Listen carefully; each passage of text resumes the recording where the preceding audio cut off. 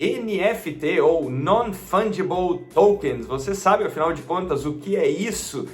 Por que tem uma febre em torno desse assunto? O vídeo de hoje é para descomplicar esse papo, trazer alguns exemplos práticos, tirar um pouco de todo esse hype em torno do que está acontecendo e vou falar sobre blockchain, smart contracts e por que esse é o futuro, não só do mercado de arte, mas principalmente do registro da propriedade intelectual.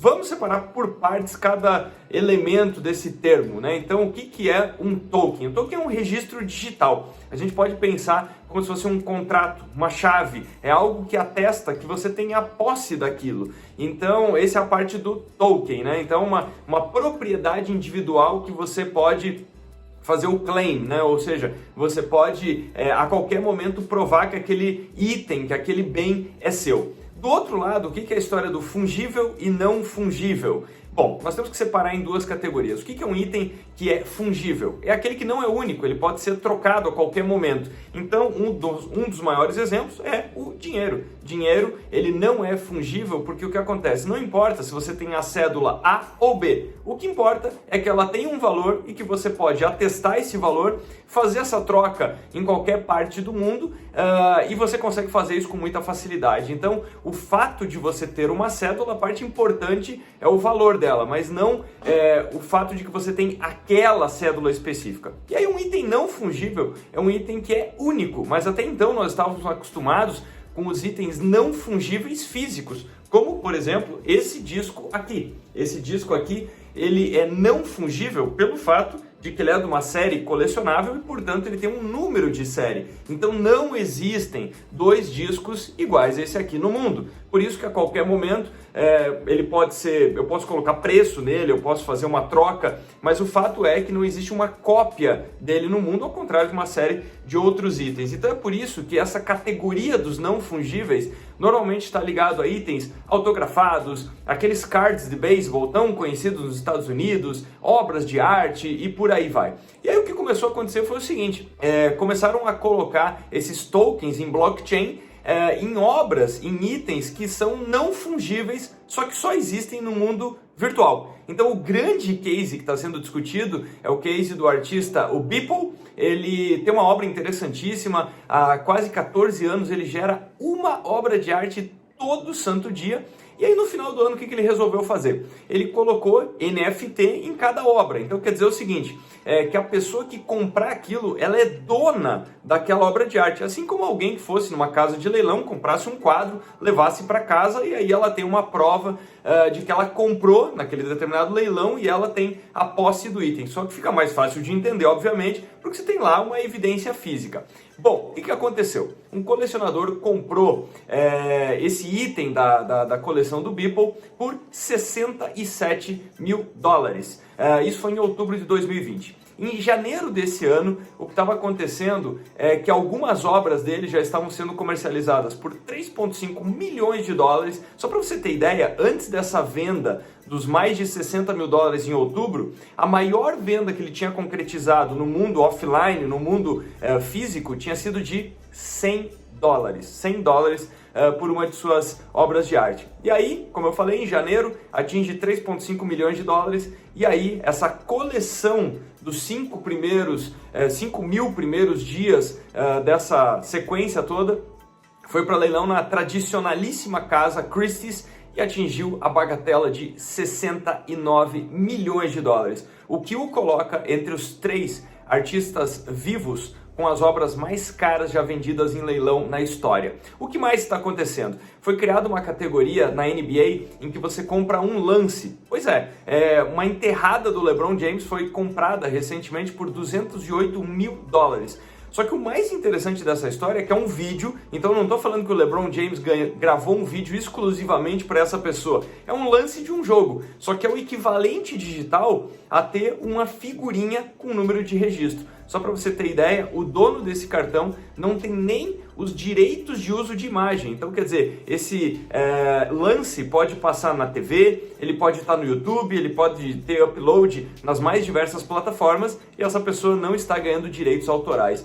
Então me parece que essa história toda do NFT abre a porta da propriedade intelectual, dos contratos, para eliminar muita burocracia, porque afinal de contas, grande parte do que nós temos que fazer no mundo real é garantir a singularidade de posses de contratos, de arquivos, cada vez mais estão ligados à propriedade intelectual. Então esse lado é absolutamente fantástico. Agora, o que está acontecendo na prática? Por exemplo, Jack Dorsey, fundador do Twitter, recentemente vendeu o seu primeiro tweet por 2,5 milhões de dólares. E nós estamos vendo o surgimento de categorias absolutamente surpreendentes, como é o caso de uma tenista que está pouco acima da posição 600 no ranking mundial, mas que tem uma carreira promissora, e ela colocou à venda recentemente nada mais, nada menos do que um pedaço do seu braço. Então ela vendeu o espaço no seu braço para que quem comprar possa decidir se lá vai colocar, por exemplo, uma marca, se vai fazer uma tatuagem ou uma marca temporária. E qual que é o que está em jogo?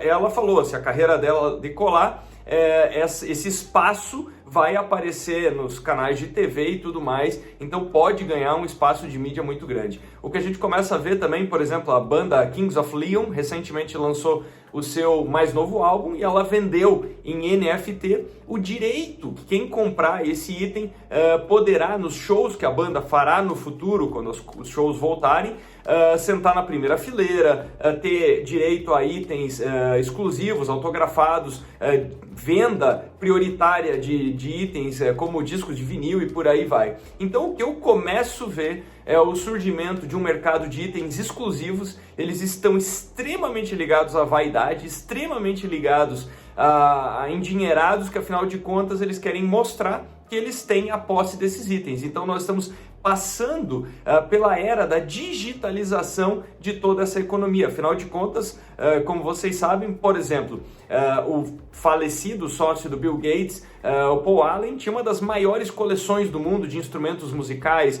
O Steve Ballmer, o terceiro grande proprietário de ações da Microsoft, é o dono de um grande time de basquete nos Estados Unidos, assim como Mark Cuban. Então esses estão sendo os pioneiros. Elon Musk gravou recentemente uma música que eles também estão comercializando o NFT dessa música. Então o que nós estamos vendo é que agora as pessoas querem exibir que elas têm as posses desses novos itens dessa nova economia. Só para vocês terem ideia, recentemente um meme, exatamente, um meme foi vendido por 509 mil dólares. Então, quando eu li essa notícia, ela em si parece um meme, mas no final das contas, as pessoas elas querem ter esses itens colecionáveis, e assim como um especialista do setor falou, se as pessoas estão passando 8, 9, 10, 12 horas por dia no mundo digital, o mundo digital é que se tornou a vida delas. Então, natural que elas queiram colecionar esses itens nesse novo universo que tantas pessoas estão vivendo. Eu acho que tudo isso é uma confluência de pandemia, de muito tempo online, como eu falei, alguns muito endinheirados procurando aí formas de gastar, imagina 500 mil dólares num meme, mas isso tem a ver muito com o fato de poder aparecer, estar estampando essas notícias. Tem também o fato do potencial ganho financeiro, como aconteceu com esse colecionador de arte, que afinal de contas ele comprou uma obra de arte por pouco mais de 60 mil dólares e vendeu num espaço de 90 dias por mais de 3 milhões de dólares, que dirá quem comprou por 3 milhões e vendeu por 69. Então existe muita procura, certamente nós teremos aí grandes vencedores e outras pessoas que vão embarcar em pirâmides. Nem tudo vai se valorizar, mas o gráfico de procura no Google Trends a respeito desse tema é uma coisa fascinante. E pensar nesse aspecto de artistas promissores, atletas promissores, ou seja lá, qualquer pessoa passe a comercializar uma parte do seu trabalho no futuro. Nós estamos falando aqui basicamente de derivativos de produção intelectual, esportiva e tantas outras coisas. Então é um novo mundo que está se abrindo, interessantíssimo. E como eu falei, esse uso ampliado de blockchain certamente também vai impactar inúmeros outros setores da economia. Então toda essa história de blockchain que alguns achavam que tinha a ver só com Bitcoin, muito pelo contrário, a brincadeira está só começando. Lembrando que grande parte desses tokens estão sendo registrados em Ethereum e tem uma longa discussão a respeito também dos impactos ambientais. porque afinal de contas manter uma rede de blockchain demanda uma energia elétrica danada. Então é uma discussão aí que está longe de estar madura, tudo isso está acontecendo agora, então é por isso que é muito interessante acompanhar toda essa movimentação dos NFTs.